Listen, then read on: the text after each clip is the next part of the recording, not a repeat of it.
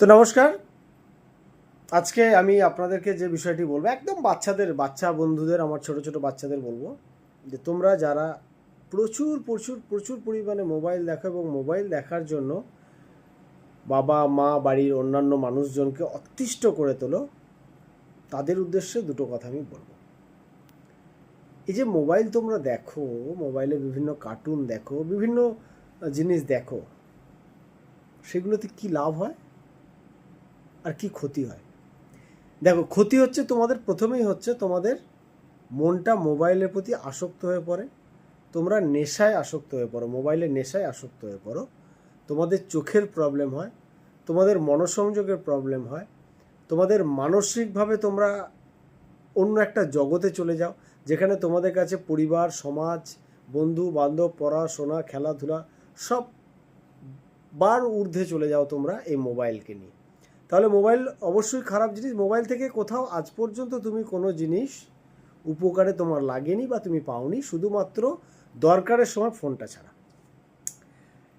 এবার অনেকে মোবাইল নিয়ে যারা পড়াশোনা করে, সত্যি করে যারা পড়াশোনা করে, তাদের জন্য মোবাইল আমি বলবো যে যারা মোবাইলে অনেক নোটস দেখেন, মোবাইলে অনেক কিছু করেন, মোবাইলের ভালো দিকও আছে, মোবাইলে অনেক গেম আছে, যারা ধরুন চেস খেলেন, হ্যাঁ, বা চেসটাই আমি এই ধরনের একদম আমি টাবজিতে একদম ঘোর বিরোধী। এগুলো তো আপনারা খেলেন যারা, তারা একেবারেই খুব বাজে জিনিস।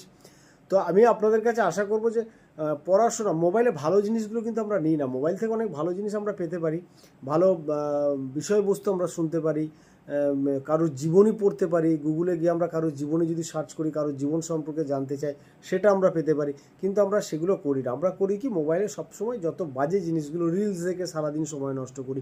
যে সময়টা আমি রিলস দেখবো, সেই সময়টা যদি আমি আমার পড়াশোনা বা খেলাধুলা বা আমার অন্যান্য অ্যাক্টিভিটির দিকে আমি যদি নজর দিই, তাহলে কিন্তু আমি জীবনে এগিয়ে যাব। মোবাইল দেখলে আমি কিন্তু জীবনে পিছিয়ে পড়ব।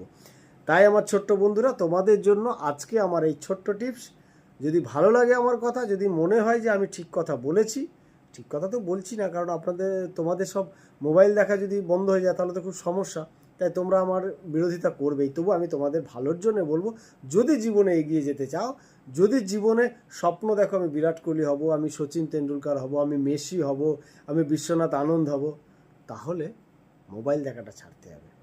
জীবনের অনেক রাস্তা পড়ে আছে তোমাদের জন্য, চলো না একটু সেই রাস্তায় হেঁটে নিজেদের জীবনকে সুন্দরভাবে সাজিয়ে তুলে একটা সুষ্ঠু সমাজ গড়ার পাশাপাশি তুমি নিজেও যেমন একজন সুন্দর ছেলে তৈরি হবে, মেয়ে তৈরি হবে, তার পাশাপাশি তোমার পরিবারও সুস্থ থাকবে, সবল থাকবে।